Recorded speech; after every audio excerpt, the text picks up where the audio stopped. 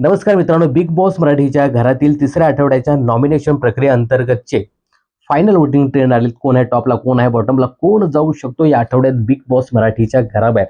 तर मित्रांनो, यावेळी तगडी कॉम्पिटिशन पाहायला मिळते. काही स्पर्धकांना जबरदस्त वोटिंग होते, तर काही स्पर्धकांना त्या मानाने तशी वोटिंग होताना दिसत नाही. काहीचा गेम आपल्याला पाहायला मिळाला. गेम चांगला झाला, परंतु त्यांना जास्त वोटिंग झाली नाही. मात्र जे काही स्पर्धक आहेत ते खेळत नाही, परंतु त्या लोकांना वोटिंग त्यांचे फॅन्स मोठ्या प्रमाणात करताना दिसतात. तर बघूया या वोटिंग ट्रेंडमध्ये कोण आहे टॉपला, कोण आहे बॉटमला आणि कोण जाऊ शकतो या आठवड्यात बिग बॉस मराठीच्या घराबाहेर. तर मित्रांनो, अजूनही 8व्या स्थानी तो म्हणजे ओमकार राऊत.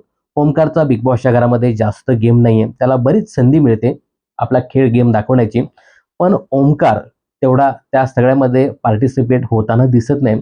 त्यामुळे साहजिकच त्याला वोटिंग कमी होताना दिसते. मात्र त्याची PR टीम त्याला पुढे दाखवण्याचा नेहमीच प्रयत्न करते आणि साहजिकच त्यांचं ते काम असतं. पण ओमकार सध्या या वोटिंग ट्रेंडमध्ये थोडासा खाली आहे. त्यानंतर नंबर 7 ची गोष्ट करायची झाली तर इथे आहे रुचिता जामदार. रुचिता जामदार बिग बॉसच्या घरामध्ये नक्कीच खेळ खेळते.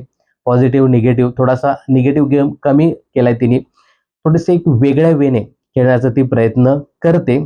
काही लोकांना तिचा गेम आवडतोय, काही लोकांना तिचा गेम अजिबात आवडत नाहीये. त्या पद्धतीनेच लोक तिला वोटिंग करताना दिसत आहेत. या वोटिंग ट्रेंडमध्ये सध्या ती 7व्या स्थानी आहे. नंबर 6 ची गोष्ट करायची झाली तर इथे आहे सोनाली राऊत. मित्रांनो, सोनाली राऊतची फॅन फॉलोविंग जबरदस्त आहे. मला असं वाटतं की बिग बॉसच्या घरातील जे काही कंटेस्टंट सध्या 16 कंटेस्टंट बघायला मिळतात, त्यापैकी सगळ्यात जास्त फॅन फॉलोविंग असलेली कंटेस्टंट म्हणजे सोनाली राऊत. पण सोनाली राऊतचा तसा गेम बिग बॉसच्या घरामध्ये दिसत नाही. कंटेंट ती जास्त देताना दिसत नाही.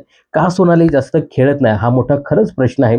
कारण सोनालीला बिग बॉसचा गेम कसा खेळायचा हे चांगलंच माहिती आहे. तसा खेळ ती अजिबात दाखवताना दिसत नाही. तर थोडीशी भावने तिची कानउघडणी करणं गरजेचं आहे. त्यानंतर नंबर 5 वरती आहे ती म्हणजे प्राजक्ता शुक्रे. प्राजक्ता शुक्रे सध्या बिग बॉसच्या घरामध्ये गाणं गाऊनच प्रेक्षकांचं मनोरंजन करते. कधी राकेशच्या बाजूने बोलते, तर राकेश गेल्यानंतर कधी राकेशच्या विरुद्ध दुसऱ्या सदस्यांना बोलताना दिसते. तर असाच काहीसा गेम सध्या तिचा बिग बॉसच्या घरामध्ये सुरू आहे. त्यामुळे तिलाही जास्त पाहिजे तशी वोटिंग होताना दिसत नाही. नंबर 5 वरती ती सध्या आहे. नंबर 4 ची गोष्ट करायची झाली तर इथे आहे दीपाली सय्यद. दीपाली सय्यदने सुद्धा एक वेगळा पवित्रा बिग बॉसच्या घरामध्ये घेतलाय. पहिल्या आठवड्यामध्ये टीम राकेशचा पार्ट असलेली आता तिसऱ्या आठवड्यात थेट विशाल टीमच्या कडे किंवा विशालच्या टोळीकडे ती सरकताना दिसते. म्हणजे तिचा जो गेम आहे ना, तो थोडासा इधर उधर, आधा इधर आधा उधर अशा पद्धतीचा सुरू आहे. पण ठीक आहे, तिचे प्रेक्षक तिला वोटिंग करताना दिसत आहेत. सध्या या वोटिंग ट्रेंडमध्ये ती 4थ्या स्थानी आहे. नंबर 3 वरती आलाय तो म्हणजे प्रभू शेळके.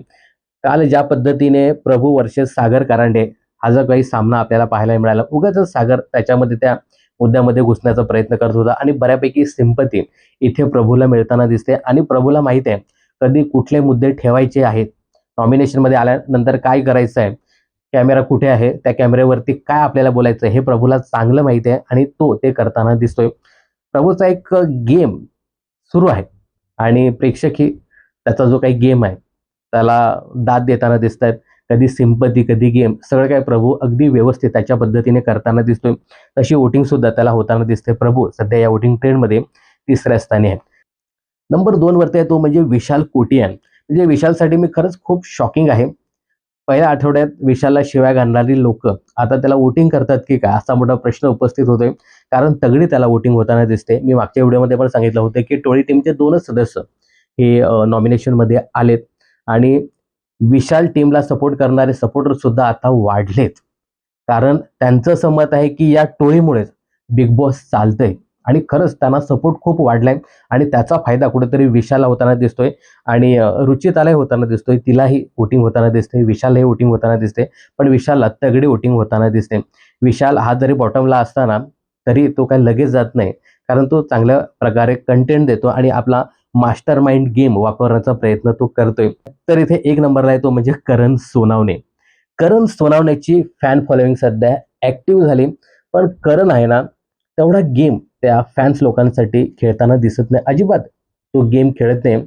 फॅन्स खूप आहेत, त्याची फॅन फॉलोविंग जबरदस्त आहे, परंतु त्या फॅनसाठी तो जास्त काही गेम बिग बॉसच्या घरामध्ये खेळताना किंवा काही करताना दिसत नाही. तर निदान त्याने त्याच्या फॅनसाठी तरी खेळावं असं माझं मत आहे. पण करण सध्या वोटिंग ट्रेंडमध्ये पहिल्या स्थानी आहे, दुसऱ्या स्थानी तो म्हणजे विशाल, नंतर प्रभू. तर आता बॉटमची गोष्ट करायची झाली तर इथे 3 कंटेस्टंट हे थोडेसे डेंजर झोनमध्ये आहेत. त्याच्यामध्ये ओमकार, त्यानंतर सोनाली आणि त्यानंतर रुचिता. थोडीशी मला प्राजक्ता शुक्रे देखील याच्यामध्ये वाटते.